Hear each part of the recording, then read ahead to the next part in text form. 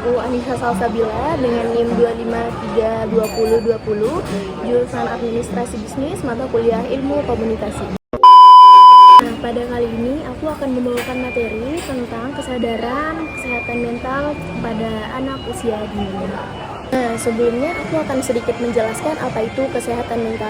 Nah, kalian udah tahu belum kesehatan mental itu apa? Oh my god, what is that?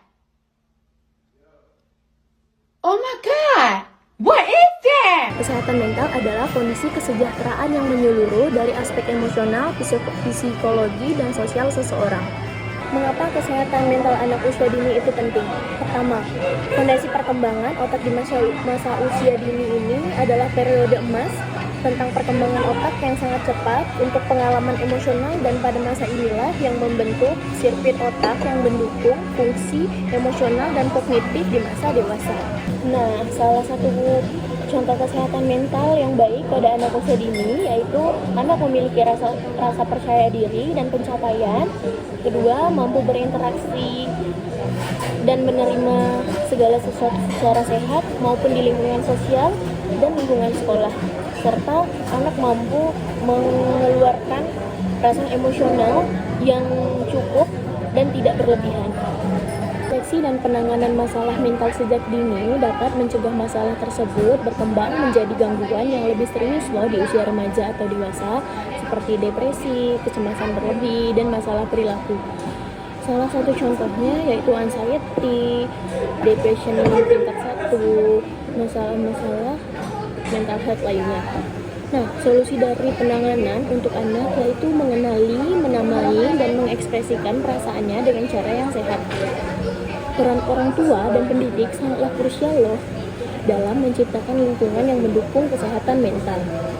Hal yang wajib dilakukan orang tua maupun pendidik yaitu membangun ikatan dan komunikasi. Contohnya, luangkan waktu berkualitas, mendengarkan tanpa menghakimi, serta kasih sayang yang tanpa syarat.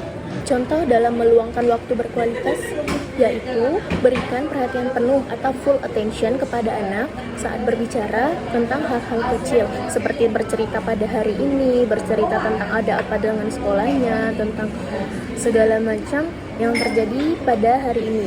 Nah, sebagai orang tua, kita juga wajib untuk menanyakan perasaan yang terjadi tentang anak, seperti ada apa di sekolahnya, hari ini bagaimana, hari ini sedang sedih atau gimana, dan menanyakan emosional kecil.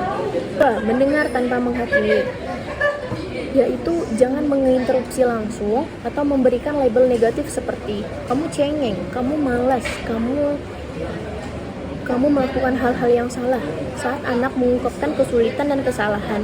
Hal itu menyebabkan anak tidak ingin bercerita, tidak ingin mengeluapkan emosionalnya, dan anak tidak ingin memberikan sisi-sisi negatif yang ada pada dirinya karena kita sudah menghakimi sejak awal.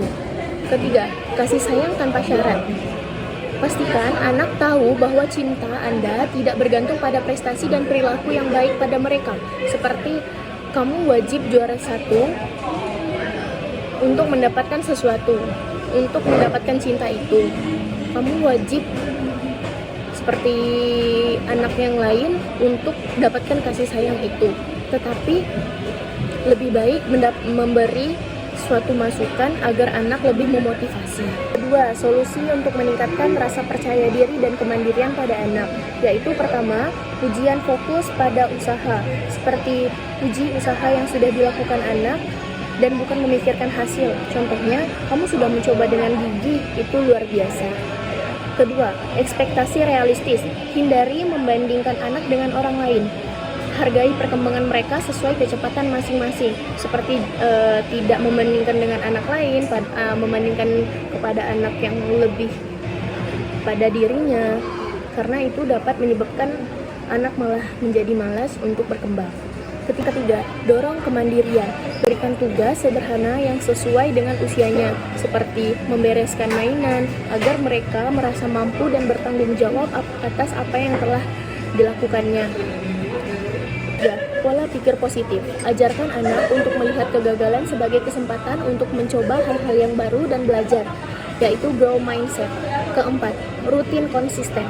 Rutinitas harian yang stabil seperti waktu tidur, waktu makan, waktu main, itu mampu menciptakan rasa aman dan stabilitas emosional pada anak. Kita sebagai orang tua dan pendidik perlu peka terhadap perubahan perilaku yang dapat menjadi sinyal adanya masalah kesehatan mental.